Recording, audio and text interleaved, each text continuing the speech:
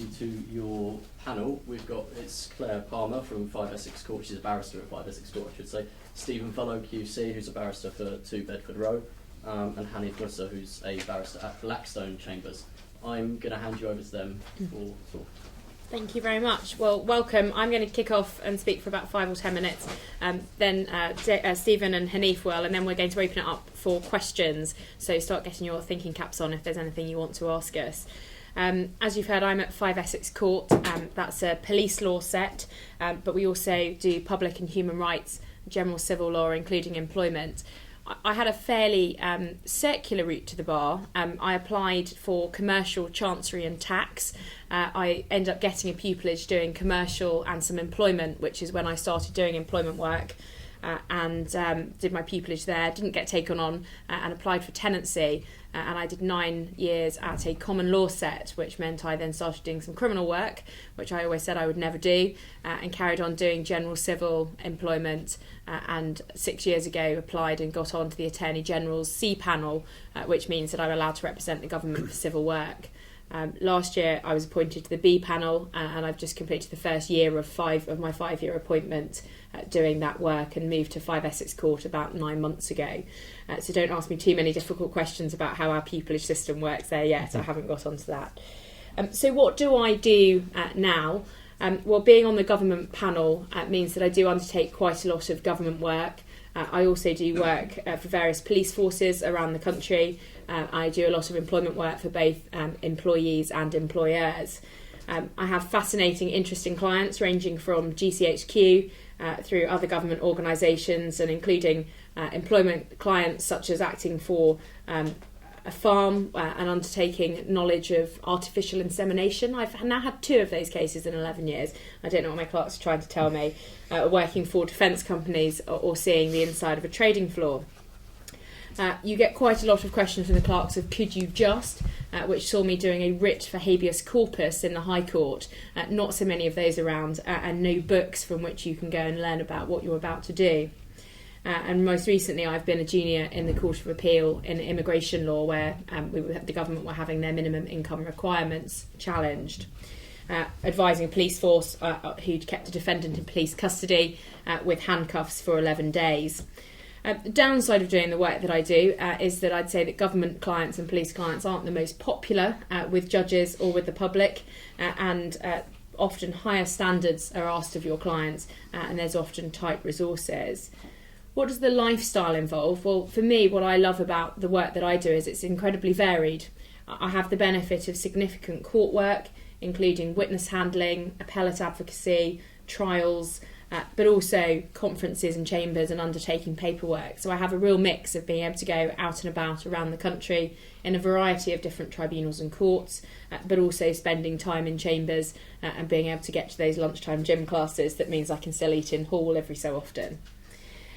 It can be 9 to 6, but that requires you to be incredibly disciplined, not stop for teas and coffees with colleagues, and it does often end up being later than that. And obviously you often have last minute points coming in from clients that will mean you need to work in the evenings or over weekends. What skills do you need to be a barrister? Well, there's the obvious, obviously the intellect and the public speaking, and many of those that you will pick up. For me, probably 3 of the main are integrity, tenacity and courtesy. It's also important to have courage. Courage standing up in front of the judge who's giving you a really hard time. Courage in telling your leader a point that you've thought of that they haven't mentioned or that they might disagree with. Courage in telling your client the advice that they might not want to hear. You certainly need stamina. You need analytical skills and organisational discipline. One of the things I'd say is you also need to know not to overcomplicate things. When you see QCs appearing and giving advice, they take a very complicated point and make it incredibly simple. Being a good barrister is not about using long words or confusing people. It's about persuading and setting things out clearly and coherently. And so it's important to be able to step back and see the bigger picture and be able to explain to whoever your audience is, from the client to a jury to a judge to your solicitor, what things are. So I'd also say don't underestimate the facts. Of course, the law is important and you have to have a knowledge of the law. But a lot of cases, particularly in the employment world and the criminal world, you'll hear as well, turn on the facts of a case. And I'd also say that one skill that you might want to have is common sense. Although you will see as you do many pupillages that there are many barristers that get by without that. And just finally, I'd say 3 very different things that you might want to have. The ability to have analogies, to think up analogies for certain points to explain them. The ability to keep a straight face when your client is in the witness box, that can be incredibly important at times. And the skin of a rhino. And finally, the ability to speak in sets of 3 and then come up with slightly more than 3 points and hope no one notices. Thank you very much. I'm next. I'm Stephen Vullo. I'm a criminal practitioner, so that's all I've ever done and all I ever wanted to do. My clients include Yassin Omar, who was one of the 21st July bombers, the Glasgow bomber, Dave Lee Travis, Prince Saud, the Saudi prince who basically killed somebody in a hotel room that he considered to be a slave of his. So I do fairly heavy, sort of dirty crime, and it's fascinating to me.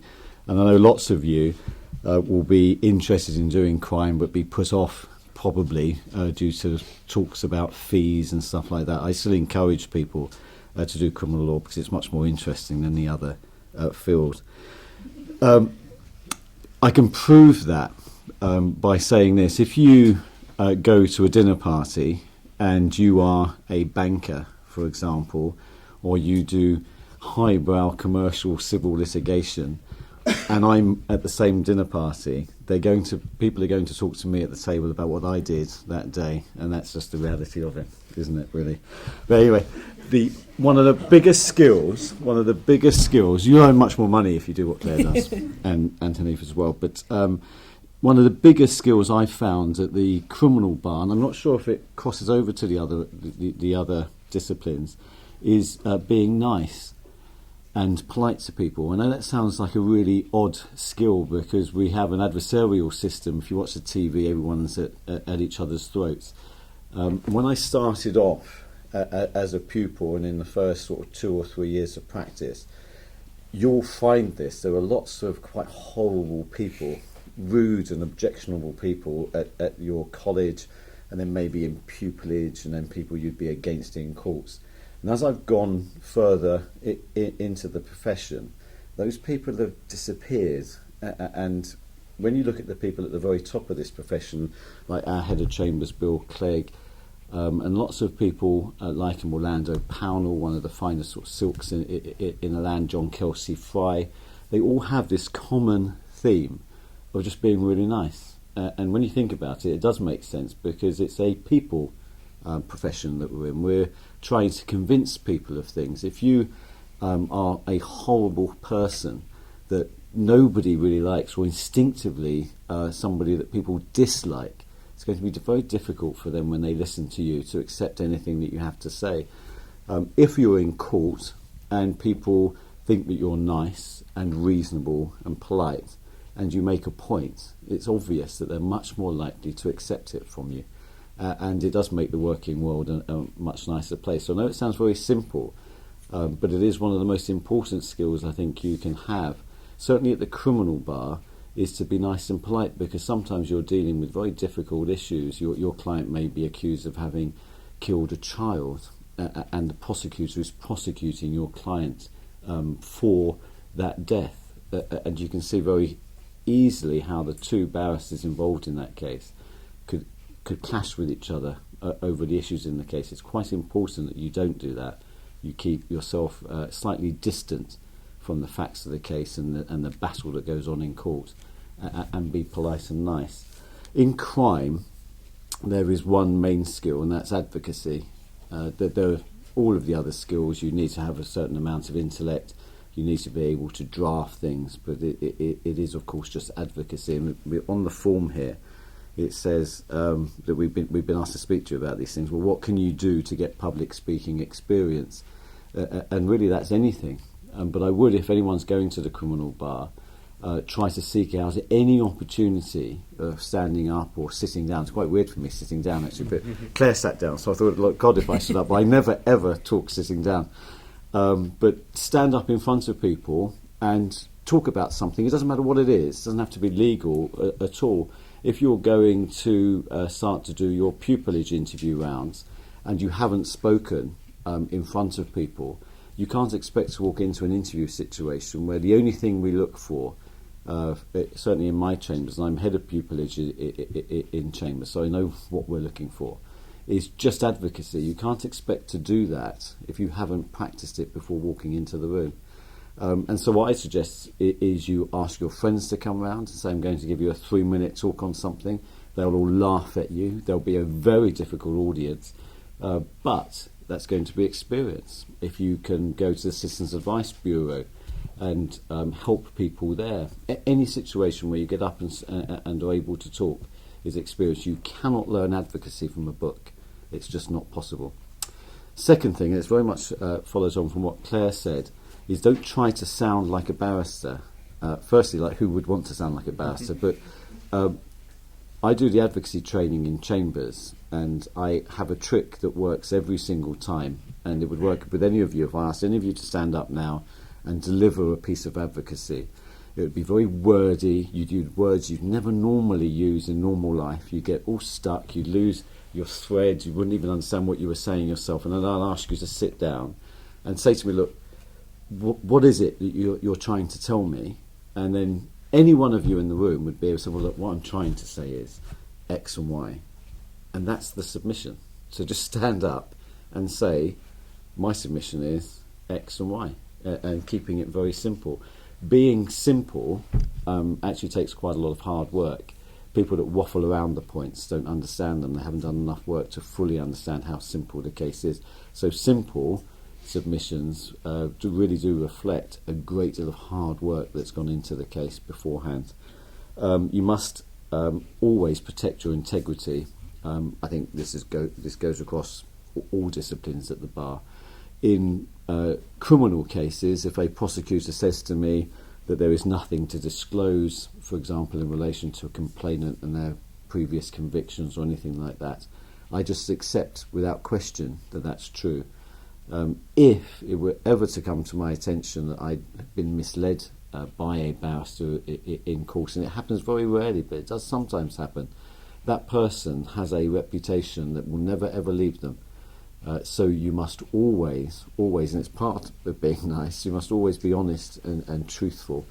And the test I always apply to is if I had to sit in a room with 3 High Court judges 6 months later and explain my decision in front of them and feel comfortable to do so. So I didn't do this, or I did do this, and my thought process was X, Y and Z. And to tell 3 High Court judges in a room when they're staring at me, maybe with a complaint being made against me, feel comfortable that my decision-making process was right and true.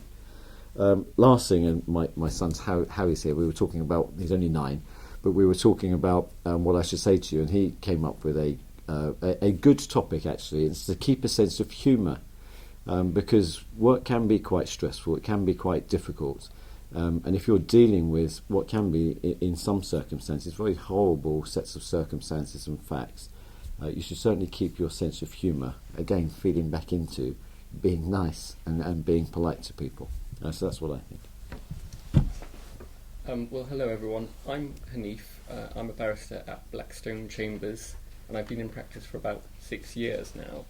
I practice in a broad range of areas, so I do some public law, some commercial law, some EU law, and a few other bits and bobs on the side as well.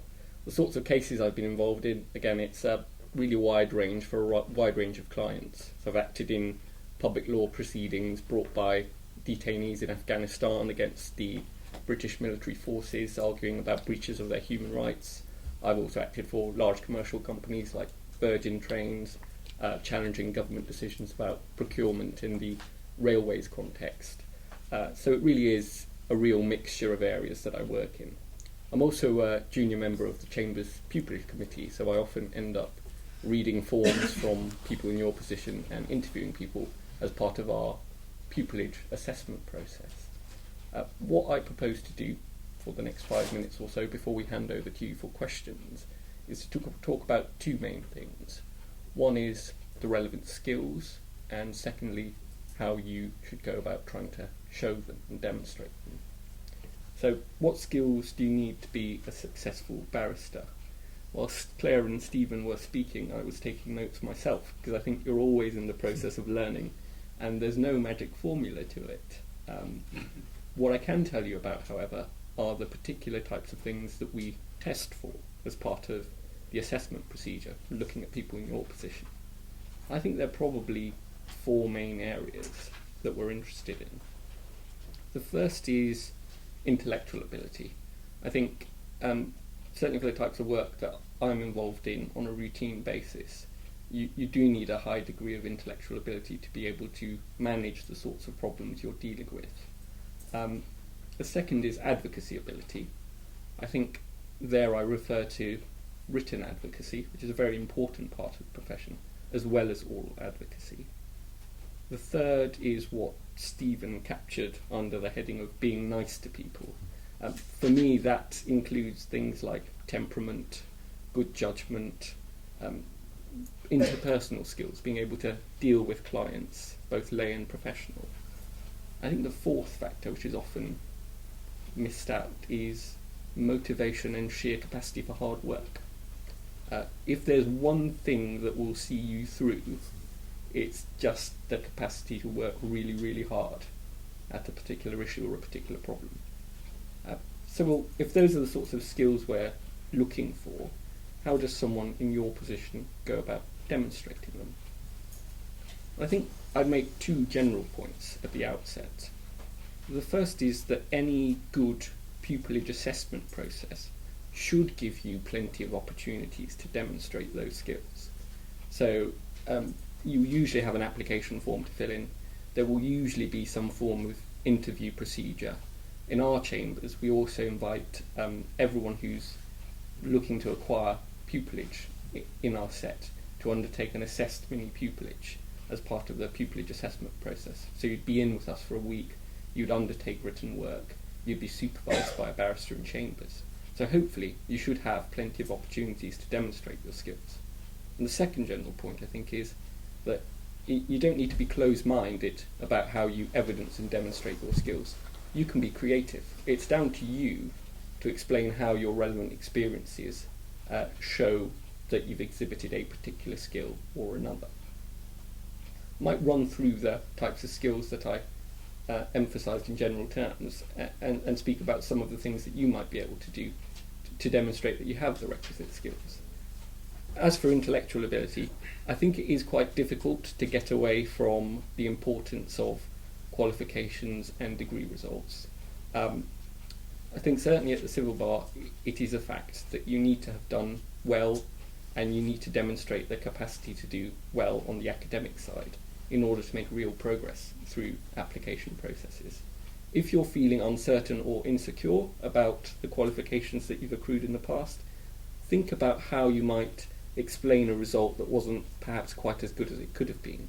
Think about other ways in which you might demonstrate that despite a bad result, you've still got the relevant intellectual abilities. A piece of research that you've undertaken, for example, that involved lots of careful thought. On advocacy ability, you will have, I'd encourage you to take advantage, as Stephen mentioned, of every opportunity to speak in public that you can. When I was in your position, I think the single thing that I did that stood out most to the various pupillage committees that I found myself appearing before was work for the Free Representation Unit. Now that's, as some of you know, is an organisation which allows students to undertake real cases for real clients in the social security and employment law context. It has advantages over things like mooting and debating and theatre because you are actually dealing with real life people, real life cases, and real law. And when you're asked in an interview, can you demonstrate demonstrate your relevant oral advocacy experience? If you're able to talk about a live case, what you did in preparing for it and how it went, that will be really impressive for the people who are assessing you. On the advocacy side, also don't forget that when you're filling out your application form, you are actually demonstrating your advocacy abilities there too. It is something that is worth taking a lot of time over and being quite careful about. I'd say that you should think about 5 main things when you're filling out your forms. Be simple and clear. That message has already come through about advocacy in general. Secondly, think about the structure of your responses to questions. Thirdly, try to be as specific as possible. So each form should be tailored to the particular section that you're applying to. Fourthly, use evidence and examples.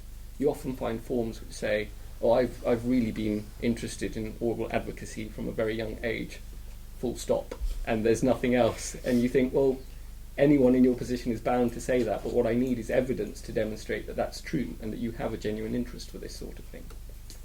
And the fifth point is, if you think it's appropriate, do confront and explain any gaps or weaknesses that you might think there are in your application.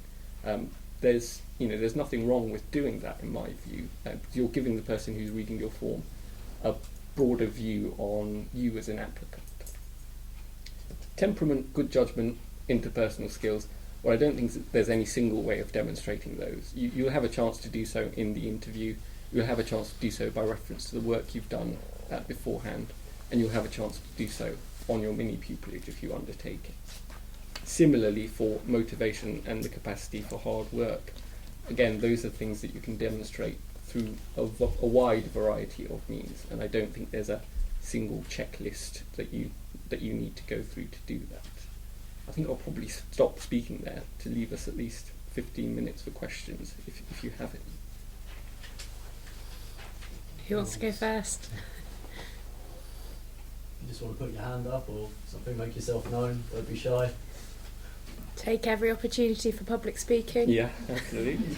So the whole room now knows absolutely everything you need to do to secure pupillage. There's not one question left. But we're going in order. Say if you do give say something about your past which helps your application, but you don't have the evidence for it. Or you do have the evidence, but it's so far back that it's not traceable. Like, say you received an award for a certain event or a certain achievement when you was younger, but you don't have that certificate, you don't know where that certificate is. Would you still put it on your application or omit it and do something else? I think it's so if it's something that's relevant, often things that are a long way in the past might not be directly relevant to what you're trying to demonstrate, but if it's relevant, certainly anything that's done in the past that can contribute to your application is a good thing. I mean, it's an issue of judgment for you. If you're really having to look a long way in the past in order to demonstrate the relevant skills, then you might think, well, is there a more recent example that I can think of, or something that's more directly relevant in this context? But I don't think there's a particular issue about having lost a certificate that you accrued many years ago. I'm sure we've all done that, so I don't see that as a particular problem. I think it's also important to understand what evidence is. So when Hanif was talking earlier, he said, don't just make a wide-ranging assertion. Say, because I got this award. You don't have to attach the certificate to the application form itself. You're not going to be asked to come to a pupillage interview and demonstrate a document. Don't forget, when you're in court, evidence includes, and clients often fall into this trap, evidence includes what people say rather than actual documentary evidence. So I think that might also answer the other side of your question. You might want to think if the example you're using, as Hanif said, is quite old, you might want to get a newer example of that skill. So it's a good way to look through your form or your application. If you think, well, the only evidence I have of being good at this is actually quite some time ago. If you are good at it, then do something much more recent and put that down on the form, or maybe put both on the form but get something more recent. And often you have to go through the same process when actually you're arguing in court and putting your written submissions through. Which example makes my point the best? Which one do I select out of these range of examples that I have? Which is why I think when you're actually approaching the process and the form itself, you're thinking like a barrister. You're seeking to persuade, and that's what we look to pick up upon when we read through your forms, because you can tell the difference between somebody who's given real thought and selected the best examples, and somebody who's just sort of done a bit of a last minute job and has just been racking their brains to come up with anything they can. Sorry, That's all right. we'll work our way back down the room. Sorry, you. My question really is, how can you make non-related work experience in terms of law stand out in pupillage applications? My question is this because I've done a lot of non-related work, but I've done work in retail, I've done work in volunteer capacities like Citizens Advice Bureau, working with solicitors firms. A lot of the chambers I've spoken with have said that you need to do mini pupillages which relate to the areas of law they did, like family and criminal. But if you haven't got that experience and you've done mainly those terms of work but with solicitors firms, or you've done non-related law experience like retail, how do you put that in the application and make it work out for you well and not look negatively on it? It depends. There are a number of reasons. If you're working, for example, through university or working through pupillage or applications for pupillage, that can show a commitment to the bar. If you don't have resources, family resources, just paying your way through, and you're having to take jobs to make alongside doing your studies and making your applications, that's a real sign that we always look for of commitment. So you may want, as Hanif said, to look at your argument. If your application is your argument and you think, well, when I look at it, I have high motivation, I'm paying my own way, I'm taking paid jobs to do that, but the weakness of my argument therefore is going to be the absence of 25 mini pupillages, then deal with it in your application. As Hanif says, say, I don't have lots of mini pupillages. I do think, however, you can't say I don't have any, because that's not a great argument, is it? The argument that I'm working my way through, paying my own way, is a good argument to explain why you don't have a lot of mini pupillages. It's not a good answer to why you don't have any. So, much like we said to the gentleman here, you've got to look at your argument and think, well, if I do 2 or 3 mini pupillages in the field that I'm interested in, and then I can say to anybody on a form, I would love to have done mini pupillages all the way through my summers, but I work through my summers because I'm a self-funding pupil, which shows my motivation to the bar. Do we all think that's a fairly good argument, don't we? Well, so do we. Yeah. And I think it depends on the area of law that you want to do as well. So I do a lot of employment, as I said earlier. That involves me needing to understand the workplace. Yeah. So if you have experience of working in different companies, you've got experience of being an employee, seeing how things work, seeing discipline and grievance procedures, hopefully not as the subject matter and not always as persuasive, then that's actually a skill that you can bring forward. Interpersonal skills, negotiating, dealing with people generally, all attributes and skills that we look for at the bar. You need to draw out of those examples the skills that cross-refer. And just coming back with the mini pupillage point, even if you have done 25, please don't write them all on your form. And that's a plea from anyone that reads a form, because and one of the big tips I give you is print out a form and look to see how it looks for us when we're reading it. It will make you write it in a very different way. Just because you've done 25 mini pupillages isn't always a positive, and you don't need to write them all down. So we just go with the lady and we'll go to the back. So my question is, I wanted to find out how do you have the fine line when marketing yourself in an application without sounding pompous or overconfident, just because you're that passionate about the bar? How do you It's a very keep good. that in check? It's a very good question. I'm not sure there's a great answer to it, because I read lots of forms and sometimes I think, wow, that sounds quite arrogant. But then on the other hand, I think I am still quite impressed with it. So you know. I think probably the best thing to say is try not to sound arrogant, and I usually find it in all things actually, including cases, is you don't want to say the final thing. So you might want to say, I got a job at solicitor's firm, I was a lowly paid person on it, but I came up with an idea that was picked up by the silk on the case. It was argued, it went to the Supreme Court and we won. You might just want to say that and let us draw all of the inferences from it, rather than saying I won this case single-handedly all by myself, because we know that you didn't. You may have just put a line in. So I always think good advocacy is making people think it before you say it, and it means you don't have to say it. So often I will stop in front of a jury, for example.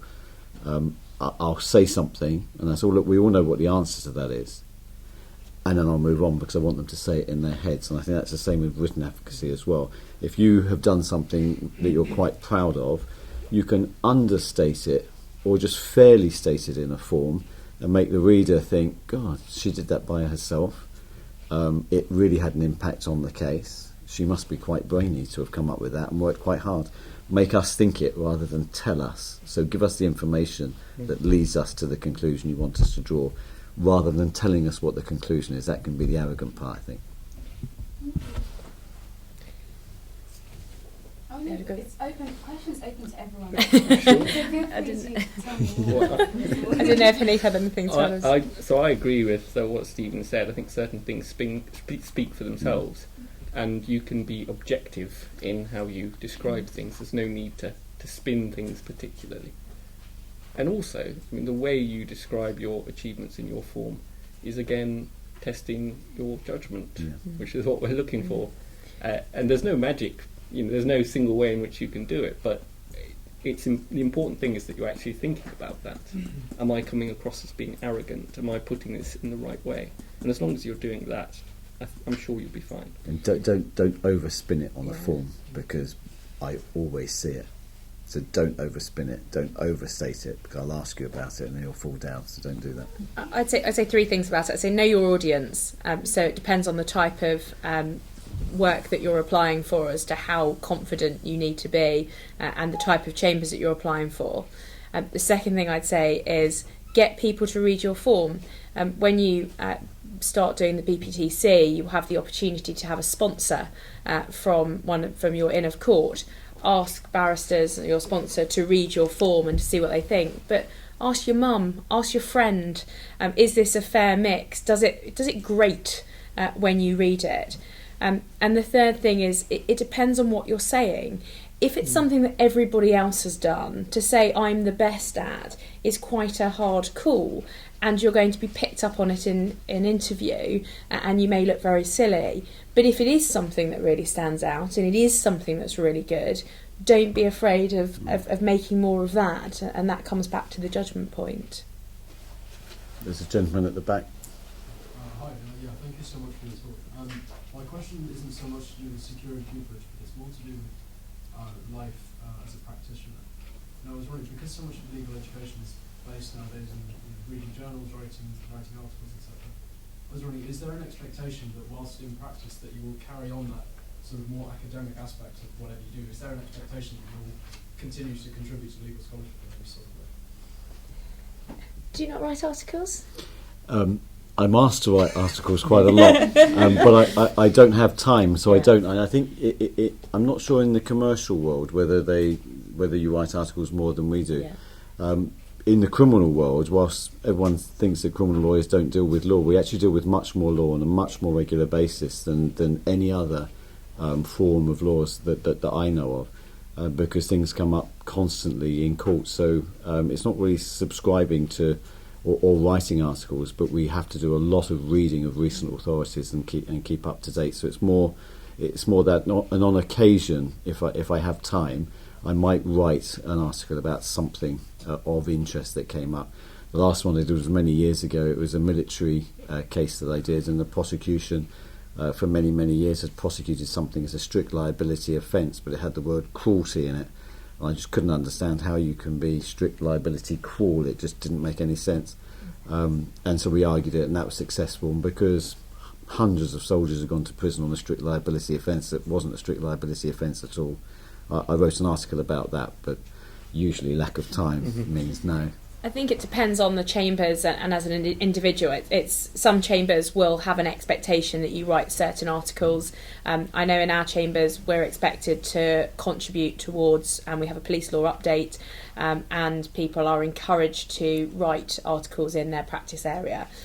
Other chambers, it is a requirement, and it's much more strictly policed. Frankly, most barristers write articles by way of marketing, it would be fair to say. Some people do it because they're really interested, and if you are interested, it's great to write about it. But in truth, in practice, because of the time pressures, if you're interested in a point, you'll read around it and maybe discuss it over coffee. The reason barristers tend to put pen to paper is then about getting their name out there if they've been involved in a very successful case. And there's no bad thing about that. That's a shocking indictment. He hasn't disagreed there, you'll notice. Very true, but shocking. I think it's down to the individual, really. One of the reasons why a lot of people who've studied law decide to become practitioners instead is that they don't just want to be writing articles, they want to actually be involved in the cases that decide the law. And for each individual, they're going to decide how much of their time they want to spend on doing one thing or the other. I myself find that writing articles is not a priority. I would much rather do cases than write about other people's cases. So I don't think there's really it varies between chambers and between areas, I suppose, but you're coming to the bar to be advocates, to be practicing lawyers, and that's, as I see it, the main focus of your role. Anything else that you can do on top of it, well, good for you if you can manage your time to do so. You have to stop you after this one then if you want to go, because we're going to have to evacuate the room for the next talk. So quick, evacuate sounds a bit dramatic. In terms of interview advice, invariably at the end of an interview there's an opportunity to ask questions, and that's a point that usually I find slightly stumped and lacking something insightful to say. So what advice would you give? Only ask a sensible, relevant question, or say you don't have any, because we always ask people at the end, do you have any questions of us? We don't at least expect you to have something to ask us. If there are no questions, that's fine. And I think a nice way that some people deal with the way of saying, well, I don't have any questions, is to say, well, look, I've seen your website, I've gone all the way through it, so I really know a lot about chambers, and so I don't need to ask any questions at this stage, and that's a good way to get out of asking one. But if you do have a question, don't make it massive. Okay. Make it quite short and snappy, and so we can answer it in a short and snappy way, because there's often like 20 people sitting outside the room waiting for the next interview. So don't ask a massive question, because that's just annoying. And following Stephen's advice, he said everything that needs to be said, so I'm not going to add anything to that. If you haven't got anything to add, you don't need to add it. Do you have anything to add? I agree. There you go. Unity at the bar, that's what I like. Please say thank you to our speakers for